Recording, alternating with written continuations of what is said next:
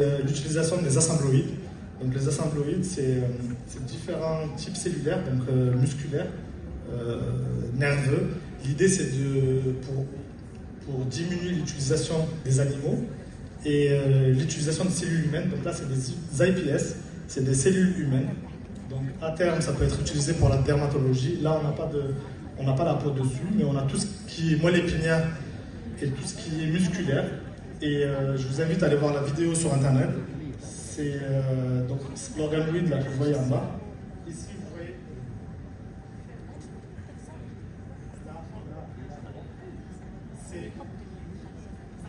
C'est différents types cellulaires, donc qui représentent un mini-modèle humain pour tout ce qui est nerveux et musculaire, etc.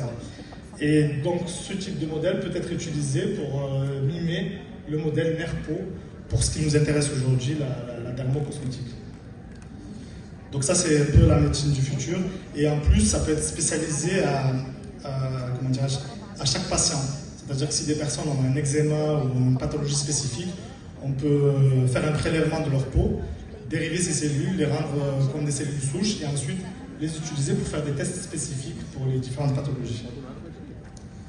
Voilà, en conclusion, la neurocosmétique illustre la convergence entre la neuroscience, la toxicologie et l'innovation dermocosmétique.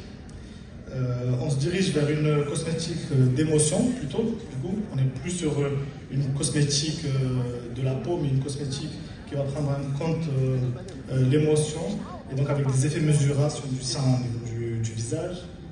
Vous avez aussi au milieu des enregistrements électromyographiques, et enfin la mydriase, c'est la mesure de la dilatation de l'iris aux réponses aux stimuli.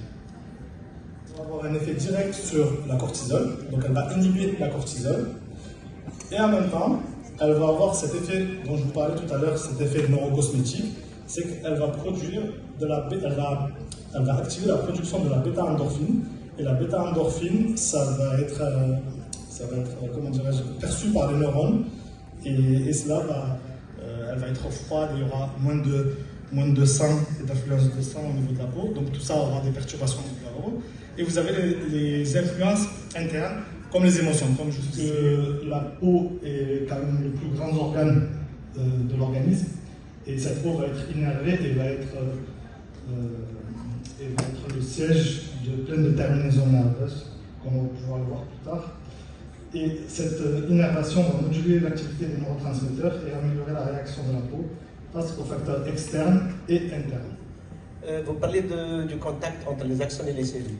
Est-ce qu'il y a des cellules spécifiques ou bien tout type de cellules et à quel stade de développement? Ça dépend de quelle partie de la présentation. La première partie, c'était des